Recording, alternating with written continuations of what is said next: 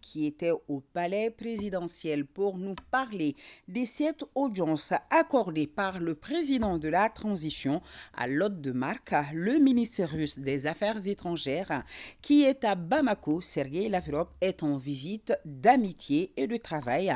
Dans son agenda donc, une conférence de presse avec son homologue malien Abdoulaye Diop, mais aussi surtout, je le rappelle, cette audience accordée par le président de la transition, audience qui a pris l'allure d'une séance de travail d'1 heure de temps élargie aux 2 délégations et qui a permis de faire le tour d'horizon des questions de coopération. Alors, on retrouve Serra Batili. La Russie au Mali, c'est un signal fort en matière de diplomatie et surtout de concrétisation du partenariat. Coopération au plus haut niveau donc. Le ministre des Affaires étrangères de la Fédération de Russie, Sergueï Lavrov, à la tête d'une forte délégation, vient la notifier au président de la transition, le colonel Assimi Goïta. Un 7 février 2023 de confirmation de promesses tenues aux Maliens quant à la diversification du partenariat dans la lutte contre le terrorisme. Le palais présidentiel de Koulouba ouvre donc ses portes à un partenaire stratégique pour une coopération mutuellement avantageuse. Мы говорили обо всем, это без преувеличения, обо всем, что касается интересов. Nous avons parlé à peu près de tout. On a parlé des relations entre la Fédération Russie et du Mali. Nous avons parlé des plans, du développement de nos relations qui doivent correspondre à nos intérêts mutuels. Nous avons parlé de nos relations commerciales et économiques de tels domaines que les investissements, de la coopération militaire et technique, de la coopération en matière humanitaire, culturelle, éducation et bien évidemment de notre coopération au sein de l'ONU.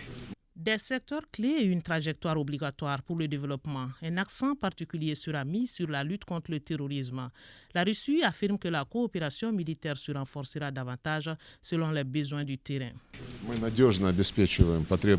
Nous soutenons le Mali dans ses activités de défense et de sécurité. Nous contribuons aussi au renforcement des forces de défense et de sécurité de Mali.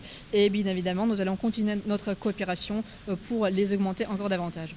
La parité souveraine des peuples, une idéologie défendue par la Russie et partagée par le Mali qui tient au respect de sa dignité et de sa souveraineté avec le choix de ses partenaires. La Russie soutient mettre tout en œuvre pour cette parité au sein de l'ONU qui reste une tribune d'expression des nations. Et en ce qui concerne notre coopération au sein de l'ONU, nous allons faire tout le possible. Nous n'allons pas ménager nos efforts pour promouvoir le principe de la parité souveraine des États. Et bien évidemment, nous allons lutter contre des approches colonistes. Donc nous avons des résultats très concrets dans nos négociations et nous allons travailler pour les mettre en pratique. Maliens et Russes ont approfondi les questions économiques commerciales autour d'un déjeuner de travail afin de dégager des stratégies bilatérales pour la bonne conduite des affaires. Un dialogue à la fois diplomatique et politique consolidé sur des projets avantageux pour les deux pays.